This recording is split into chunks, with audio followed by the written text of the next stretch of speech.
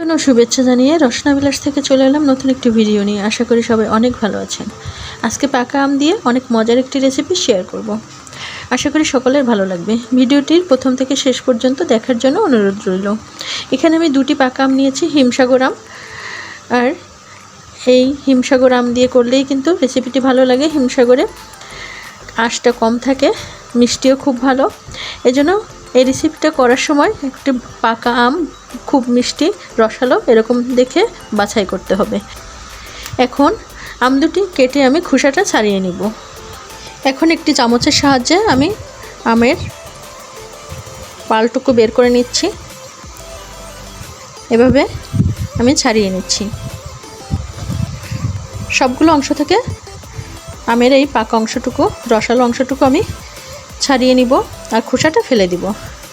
Blender জারে আমি পাকা আম দুটি দিয়ে দিয়েছি খোসাটা ছাড়িয়ে।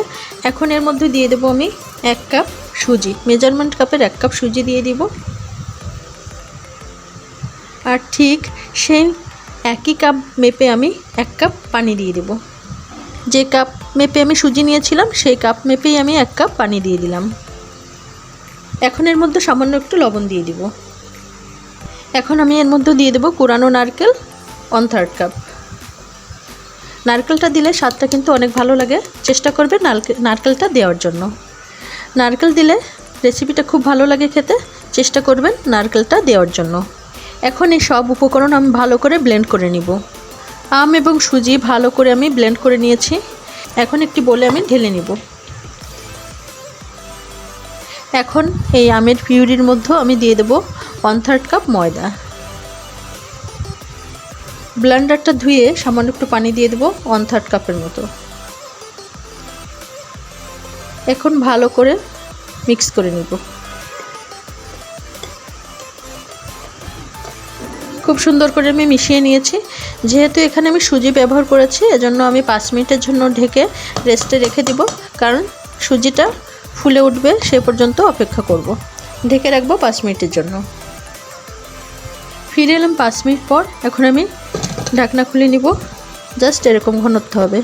চামচ দিয়ে ফেললে একটু দেরিতে পড়বে, এরকম ঘনত্বের রাখতে হবে। এখন এর মধ্যে আমি বেকিং সোডা ব্যবহার করব 1/2 চামচেরও কম। আর এটা অবশ্যই ব্যবহার করতে হবে, তাহলে কিন্তু রেসিপিটা খুব ফুলকো হবে, খেতে কিন্তু অনেক ভালো লাগবে। বেকিং সোডা দেওয়ার পর ভালো করে একটু মিশিয়ে নিব। ভালো করে আমি মিশিয়ে নিয়েছি। দেখুন একদম পারফেক্ট ব্যাটার হয়েছে।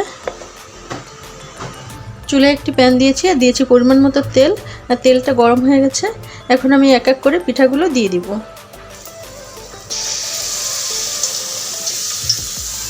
পিঠাগুলোর এক পাশ ভাজা হয়ে গেছে, আমি একটু উল্টিয়ে দিয়েছি। দেখুন কতটা ফুলে উঠেছে। মালপোয়ার সাইজটা আমি মিডিয়াম করে নিয়েছি। চাইলে আপনারা এর থেকে ছোটও করতে পারেন, আবার এর থেকে বড়ও করে ভেজে নিতে পারেন। দুই পাশে আমি সুন্দর করে ব্রাউন কালার করে ভেজে নিয়েছি। আর ঠিক এরকম ব্রাউন কালার করেই কিন্তু ভেজে নিতে হবে। এখন আমি এইগুলো উঠিয়ে নিব।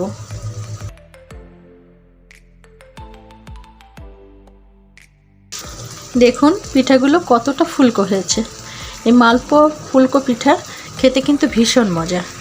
ব্যাটার যদি পারফেক্টভাবে তৈরি হয় তাহলে আপনার প্রত্যেকটি মালপোয়া পিঠা এভাবে ফুলবে আর খেতে কিন্তু দারুণ মজা হবে। চুলায় একটি প্যান দিয়েছি, এর মধ্যে দিয়ে দেবো আমি মেজারমেন্ট কাপের 1 কাপ চিনি। এখন এর মধ্যে দিয়ে দেবো আমি 2 কাপ পানি। যে কাপ মেপে আমি চিনি দিয়েছি সেই কাপের 2 কাপ পানি দিয়ে দেব।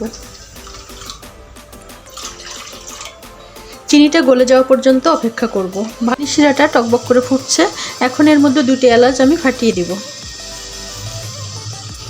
এই চিনি শিরাটা কিন্তু খুব বেশি আমি গাঢ় করব না, 1 তার কিংবা 2 তার বিশিষ্ট হবে না।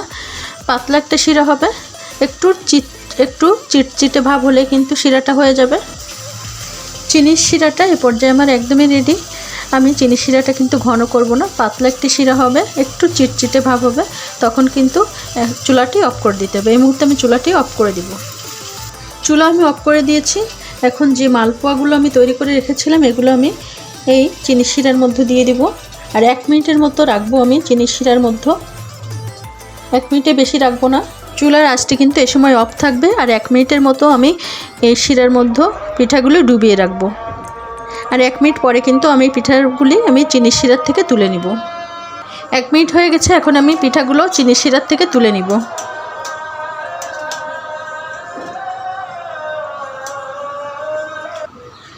তৈরি হয়ে গেল দুর্দান্ত স্বাদের পাকা আমের মালপোয়া পিঠা।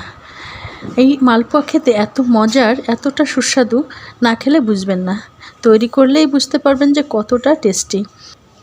আমি একটা হাতে নিয়ে দেখাচ্ছি যে কতটা রসালো হয়েছে আর কতটা নরম তুলতুলে। দেখুন, হঠাৎ অতিথি আপ্যায়নে কিংবা যে কোনো ঘরোয়া অনুষ্ঠানে পাকা আম দিয়ে তৈরি করুন ঝটপট পাকা আমের মালপোয়া। তৈরি করা খুবই সহজ, খেতে কিন্তু দারুণ মজা। তৈরি করুন আর অবশ্যই কমেন্ট করে জানান কেমন লাগলো। ভালো থাকবেন, সুস্থ থাকবেন।